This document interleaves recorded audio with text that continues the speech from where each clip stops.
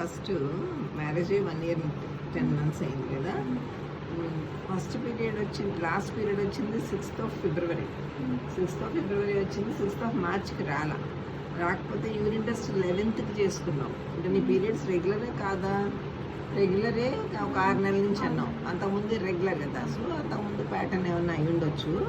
So అలా అయి ఉండొచ్చు. అందుకని 11th March చేస్తే వీక్ పాజిటివ్ అని వచ్చింది. అంటే పాజిటివ్ వేసారు కూడా, హెచ్సిజీ లేదు దాంట్లో, అందుకని వీక్ పాజిటివ్ వచ్చింది. ఒక్కోసారి అది కాకపోవచ్చు కూడా, రాంగ్ ఏమైనా వచ్చిందా అని డౌట్ ఉంటుంది. అందుకని మళ్ళీ 19th చేయించితే అది పాజిటివ్ అని వచ్చింది.